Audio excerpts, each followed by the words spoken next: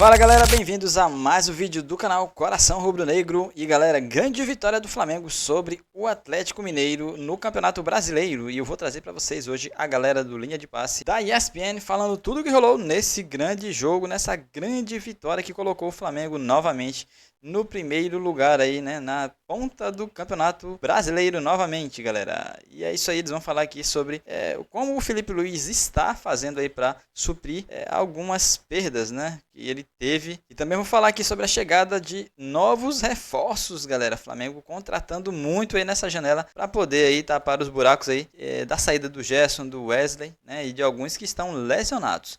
Então é isso aí, galera, você vai ficar por dentro de tudo que rolou nesse jogo, mas antes eu quero te convidar a se inscrever no canal, tá bom? Se inscreva aí, nos ajude a bater a meta de 6.000 inscritos, tá bom? Deixe seu like no vídeo para ajudar, ative o sininho da notificação, compartilhe o vídeo e também não se esqueça de hypar o vídeo, galera, porque hypando o vídeo você também nos ajuda a ter mais relevância no YouTube. Então bora ver aí que a galera do Linha de Passe aí da ESPN falou sobre esse jogão, com mais uma vitória do Mengão. E depois do intervalo, o jogo ficou diferente. O jogo ficou mais devagar, ele ficou mais lento, mais truncado. E o Flamengo é um time muito perigoso porque quando as coisas não estão funcionando coletivamente, e é difícil ver o Flamengo não funcionar coletivamente, e eu atribuo a essa sensação hoje a marcação que o Atlético fez, muito bem feita na maior parte do tempo. São muitas as maneiras que o Flamengo tem de machucar o adversário, seja com um lance individual, hoje não aconteceu, seja com uma jogada de bola aérea. Os zagueiros do Flamengo são atacantes. A gente já pode dizer que os zagueiros são atacantes, se não me engano é o 10º gol de um jogador de defesa. Isso. E tudo bem, zagueiro, efetivamente. Tudo bem, são jogadas aéreas na maior parte dos lances, né? Só que não é aleatório. E os zagueiros do Flamengo são ótimos cabeceadores, eles saltam muito, eles são muito bons na finalização. O gol de hoje é um gol que a bola entra com uma violência difícil da gente ver depois de um cabeceio. E o Flamengo ganha assim, também assim. Então o Cruzeiro vacilou, e é uma vacilada forte do Cruzeiro, né? Em casa contra o Ceará, ganhando o jogo. E o Flamengo não bobeia. A gente falava na semana passada que dos postulantes ao título, o Cruzeiro, teoricamente, era quem tinha o desafio mais fácil contra o Ceará em casa, o Vozão numa sequência ruim. Isso às vezes atrapalha, né? Porque eu acho que em termos de mobilização, do jeito que o Cruzeiro vinha, eu sei que a gente está iniciando o programa falando do Flamengo, mas do jeito que o Cruzeiro vinha, a proposta de superar o Ceará em casa realmente não parece um problema muito grande, né?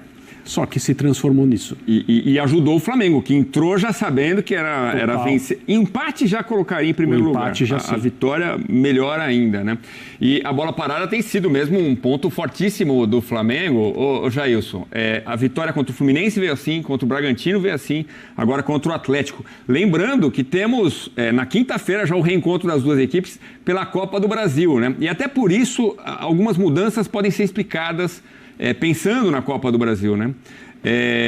Então, por exemplo, talvez o Luiz Araújo não tenha saído jogando, ou o Natanael, porque os técnicos vão querer preservar para o jogo de quinta-feira. Mas que a gente falava, bola parada do Flamengo não é mole não, hein? Boa noite. Boa noite, Edu, boa noite aos companheiros, boa noite ao Fã de Esporte. A gente fala, o André lembrou muito bem, Danilo, Léo Pereira e Léo Ortiz, né? O Danilo, se eu não estou enganado até... Não, ele faz o gol contra o Chelsea também, jogada de bola parada. Então são jogadores que realmente... O Léo Pereira também já fez algumas vezes. Então são jogadores que realmente, quando o Flamengo geralmente está com algum tipo de dificuldade para criar as suas jogadas, eles acabam resolvendo na bola parada. O Léo Pereira mesmo, na semana passada agora contra o Bragantino, aquilo ali é uma jogada ensaiada, porque o Léo Pereira está na meia-lua, na hora que vai ter a cobrança da falta, e ele sai correndo, tanto que não teve nem dúvida de que ele estava em posição legal, que já é uma jogada ensaiada. E nessa falta de hoje é a mesma coisa. O Alacian estava com o Pedro ali, eles fingindo um desentendimento com o adversário, e vem o Léo Ortiz e sobe sozinho. E o Luiz Araújo pega bem na bola, né? É aquela batida rápida, né? Não é aquela batida balão.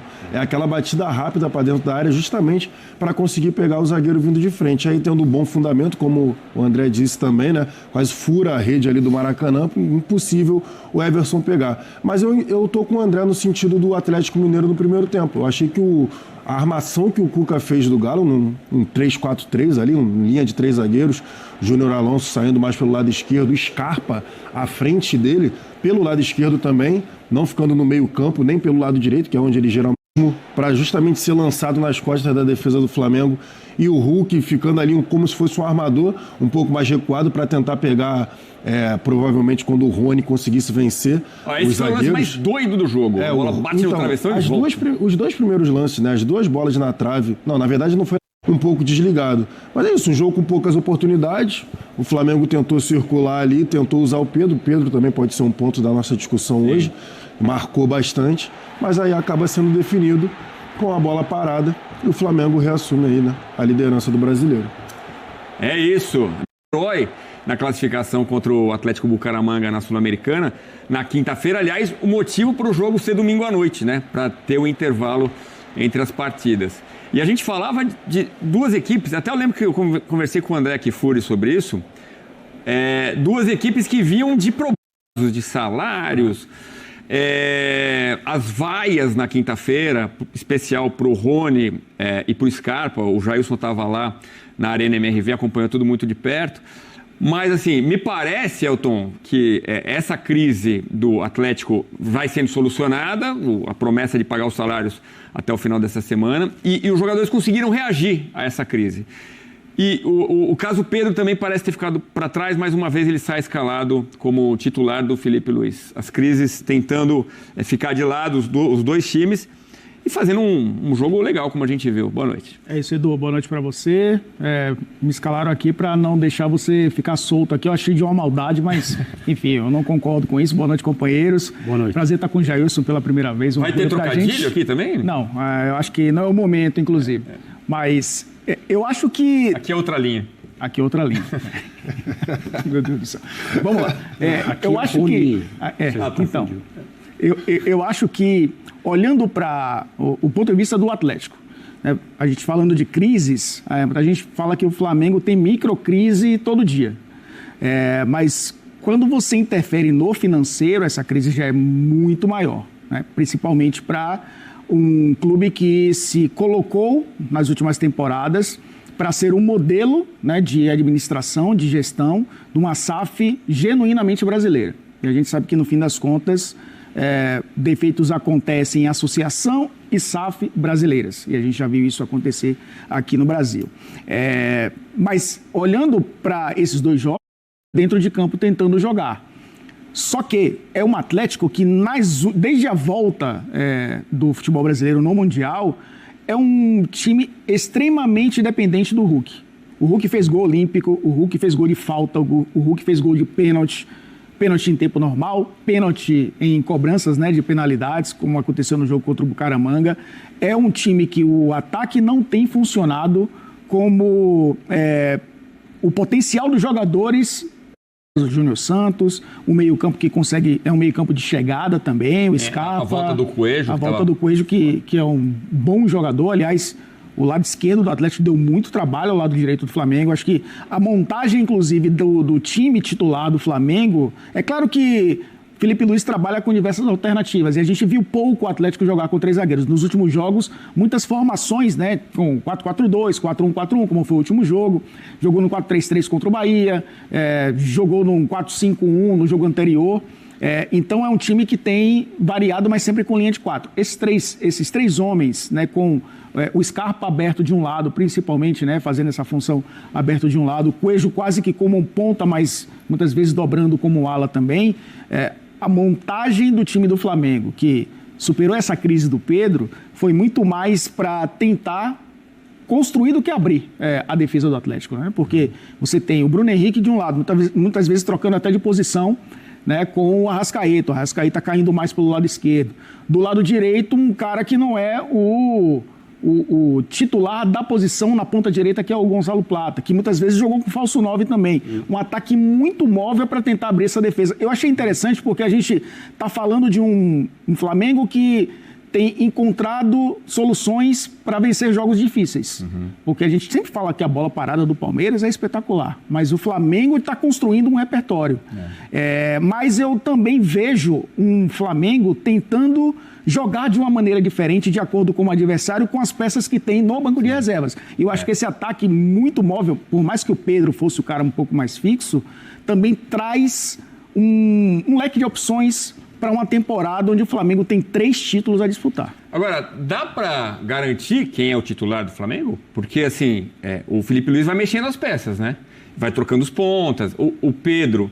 Aliás, eu queria saber de vocês a opinião daqui a pouco sobre o Pedro, né? Já a gente vai para o Maracanã também ouvir o Felipe Luiz. Se correspondeu, se não correspondeu. Mas queria falar sobre isso. Como o Felipe Luiz mexe as peças e, às vezes, é até difícil falar o 11 titular, né, Jairson? Não, tem um time titular, sim, só que é por...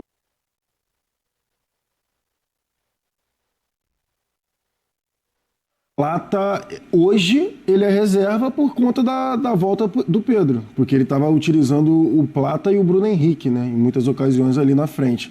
Como o Pedro está de volta, ele tende a botar o Pedro então, essa é a questão. Henrique. E o Pedro é titular, então? Na função de 9 só tem o Pedro. O elenco do Flamengo, para mim, ele coloca o Juninho, mas é outro perfil, mas ele coloca o Juninho por ali também. Mas na função de camisa 9 mesmo, só tem o Pedro no elenco do Flamengo. O Juninho é um cara que faz a função, mas não corresponde. Ele bota o Bruno Henrique ali também, o próprio Plata, como você bem falou, também entra por ali. Mas o Plata é um cara que joga mais na movimentação, joga um pouco mais aberto. O Felipe Luiz, eu sinto que ele vai tentar testar alguns jogadores na função do Gerson, que é a função ali aberta pelo lado direito, que é a função, para mim, que está em aberto ainda, né, nesse time do Flamengo. Então, assim, acho que ele vai tentar descobrir um jogador para jogar por ali. O Luiz Araújo pode ser esse cara, até porque o Luiz Araújo estava jogando muito bem. Mas acho que o Felipe Luiz ele vai dosando. Por exemplo, você estava falando de minutagem, hoje ele deu uma segurada no Luiz Araújo em relação ao tempo de jogo. O próximo, para mim, é o Jorginho. Nos últimos 4 jogos, o Jorginho jogou 90 minutos. O Jorginho se apresentou, treinou, impressionou bem, jogou como titular o Mundial, não saiu mais do time e joga todas. Exatamente. E o tempo todo, os 90. Isso. E uma questão em relação a ele era, olha, o futebol brasileiro é diferente, calma aí, né? Ele não está acostumado com...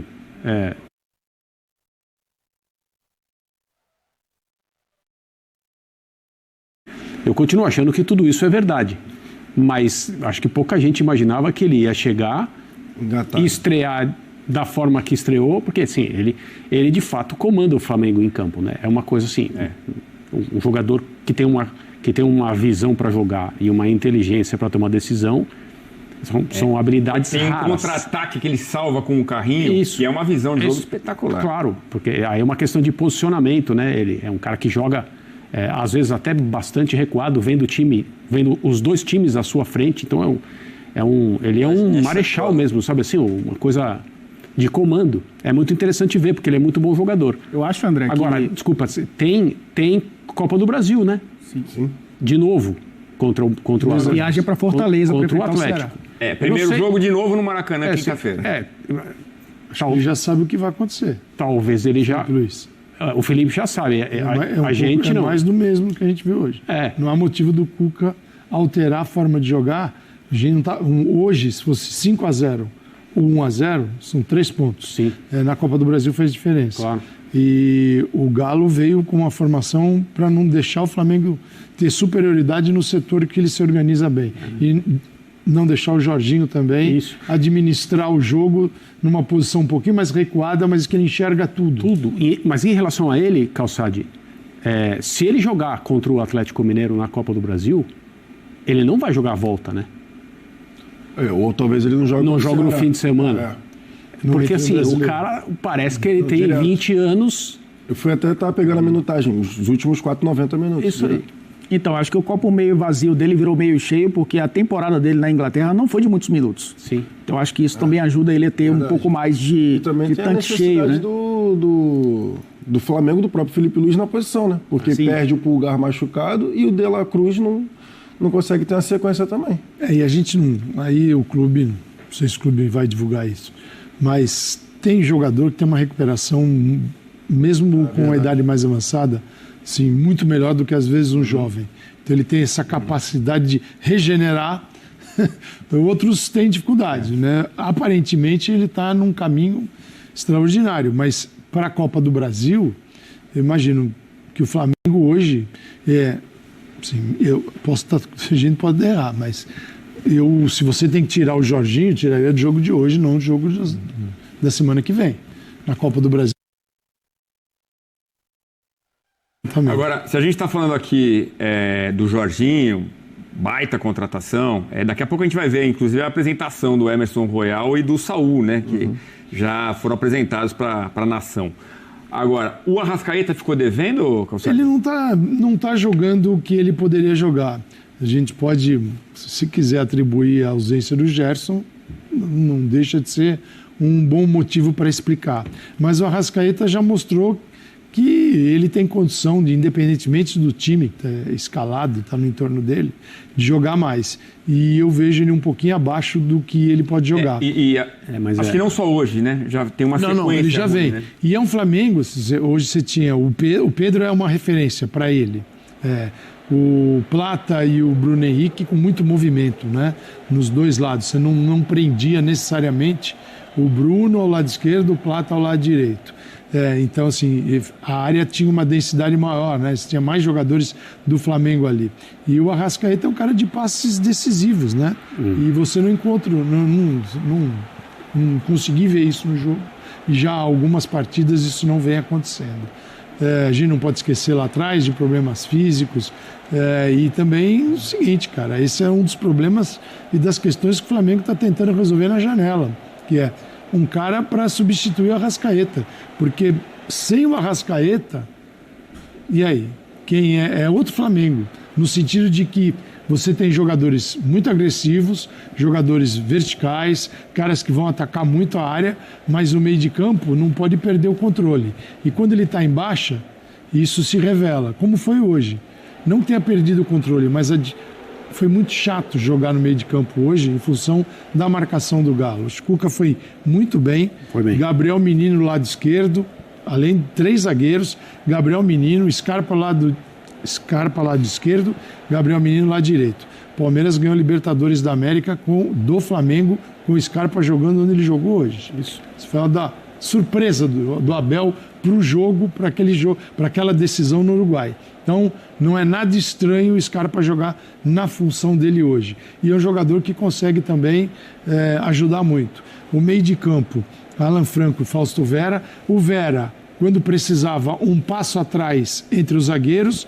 E o Alan Franco, você pega a movimentação dele, ele é de esquerda, direita e centro. Quer dizer, foi o volante que ficou sendo arrastado o tempo todo para tirar do Flamengo o passe por dentro, tirar a possibilidade do Arrascaeta receber com folga e passar a bola, tem isso também. E aí com o lado esquerdo, né, o Coelho e o Rony lá direito, caras que retornam e marcam também. Então assim, o Galo teve uma participação coletiva muito boa, que nos leva a crer que pode ser esse Galo, pode ter uma ou outra alteração, mas esse formato para um jogo de mata-mata, em que você tem que eliminar as possibilidades do adversário. E foi só 1-0 numa bola parada. Eu acho que isso dá ao Cuca assim, um caminho e para o time do que fazer em mais um jogo fora de casa no Maracanã contra o Flamengo. Agora, depois da semana de protestos com os bolsos para fora dos jogadores, né? O Rony chegou a pedir a rescisão, depois voltou atrás.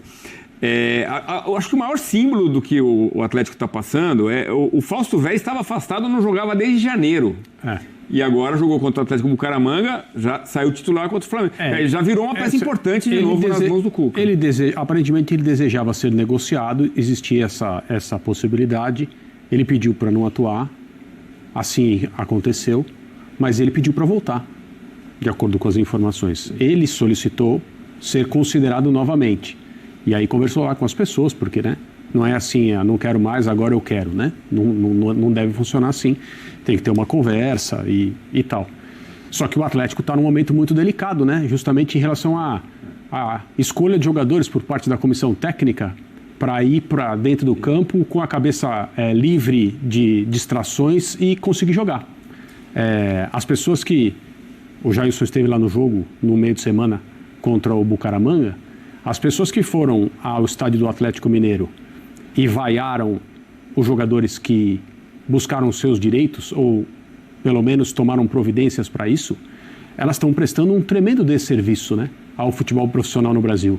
Já é um padrão difícil de alcançar. As diretorias, os dirigentes que atuam corretamente em relação a uma série de aspectos, entre eles, e talvez principalmente, a remuneração de jogadores. Não tem esse papo, mas eles ganham muito, então não tem problema se ficam 3 meses sem receber. É como se quem ganha muito não precisasse programar a sua vida de acordo com o que recebe. E todo mundo que programa a sua vida de acordo com o que recebe precisa receber, senão alguma coisa vai acontecer, vai deixar de acontecer. Então esse nonsense tem que acabar.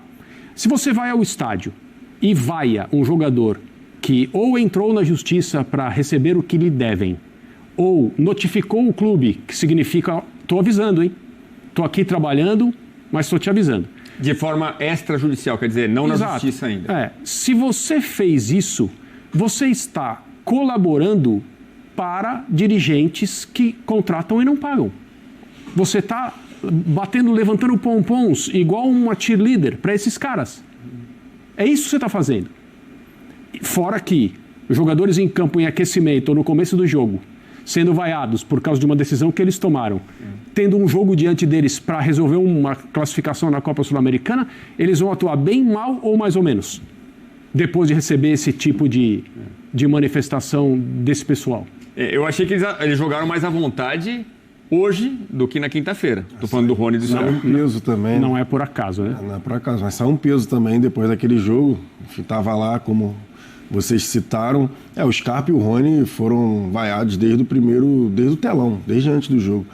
O Cuca falou sobre isso, né? Que tem que ter muita personalidade. E os mas ele está insistindo, quer dizer, deixando acontecer. A questão do Fausto Vera, por exemplo, o Cuca não tinha mais o que fazer em relação à posição de volante. O Cuca já não tinha mais opção. Tudo bem o Fausto Vera ter se colocado, né, ali à disposição para atuar, mas também, assim, eu não tenho informação, mas eu também não duvido do Cuca ter chegado e vou conversar com ele. Tá aqui mesmo, já voltou a treinar normalmente para ver de atuar, porque não tinha mais o que fazer. O Cuca, ele tentou colocar o Rômulo, ele tentou colocar o Ivan Roman, que é o garoto, 2 garotos são zagueiros. Ele improvisou os 2 e eles foram muito mal contra o Palmeiras.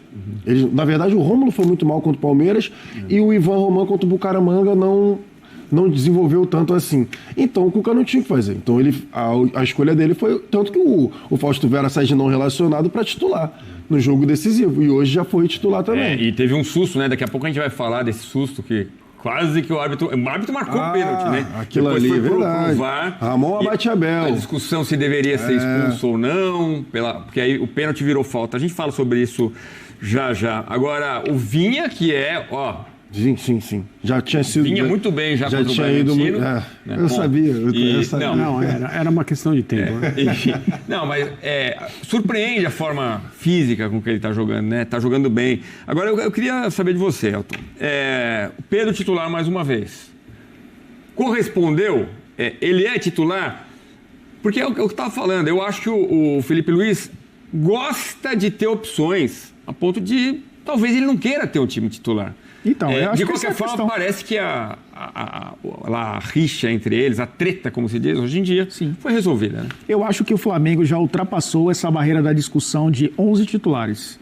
Porque a gente está falando aqui de a Arrascaeta é titular ou não, o Gonçalo Plata é titular ou não. Está chegando o Saul, está chegando o Samuel Lino, a gente nem citou aqui, né? Está chegando também. Falta confirmar, pode ter um Carrascal, enfim. A gente está falando de um elenco de 14, 15, 16 jogadores. A gente citou o sistema defensivo fazendo gols. O Alexandro, na sua estreia, fez gol também. Você falou do Alexandro, só para não esquecer, porque o Cuca está ganhando a opção do Alexander, né? Do Fluminense, que era do Fluminense. Então, do lado direito, está chegando o Emerson Royal, mas você tem opções ali na lateral direita também. Ok, pode perder um jogador como o Wesley, né? Já perdeu, aliás, um jogador como o Wesley. Vai briga direto o Varela. E aí tem o Varela, que muitas vezes é usado na esquerda, onde tem muita gente jogando por ali, e pode ter o Samuel Lino também. Então, a questão do Pedro ele é um jogador que hoje voltou a ser um jogador para ser utilizado pelo Felipe Luiz. No momento que a gente vai ver na apresentação ali do Emerson Royal e do Saul, para antes do jogo contra o Atlético. 2 ótimas opções. É claro que rumores sempre vão acontecer em janelas de transferências, principalmente se tratando de um clube que tem muito dinheiro, mas falou essa semana, por exemplo, que o Flamengo estava de olho no Beltrán, um jogador que está no futebol italiano e que pode ser também ali um atacante, né? Ele é um meio atacante, ele joga como um falso 9 muitas vezes, mas pode jogar como referência também. Então, o próprio Boto, em outras oportunidades, indiretamente, falou da necessidade de ter um cara ali como referência, mesmo tendo o Pedro no elenco e com essa polêmica toda, né, de vai embora ou não vai, vamos colocar uma multa aqui de 15 milhões de euros. Eu não vejo o Pedro hoje como titular, ele está titular do Flamengo, assim como muitos desses jogadores estão como titulares do Flamengo, porque eu acho que já passou essa discussão, você tem 16, 17 jogadores que tranquilamente podem fazer o Flamengo funcionar da maneira que o Felipe Luiz gosta que um time funcione. E não duvido muito da gente ver na quinta-feira a estrutura dessa equipe que vimos contra o Atlético, uma equipe totalmente diferente contra o Ceará, e mesmo assim sendo uma equipe muito forte, né, enfrentando o Ceará no Castelão. O Emerson Royal e o Saul chegam com status de titular? Acho que tem tudo para jogar. O Saul pode jogar como segundo volante. Você pode ter de Jorginho e Saul. Pode ter. O Saul não é o Gerson, não é a Arrascaeta. É legal olhar para o Saul do Atlético de Madrid, não o Sevilha. No Atlético de Madrid é uma escola, tem tudo a ver, escola do Simeone, que o Felipe Luiz aprendeu, tenta retirar muita coisa. É uma escola que o Saul conhece. Então, assim, a adaptação dele não deve ser difícil. Deve ser facilitada pelo ambiente. Empolgado, né? E eu acho que um cara que pode jogar tranquilamente no meio de campo do Flamengo, o Emerson Royal também, no lateral. O Saul falou que teve muitas outras propostas, inclusive para ganhar mais dinheiro, e preferiu o Flamengo. Para ganhar a Libertadores da América, certamente foi a única.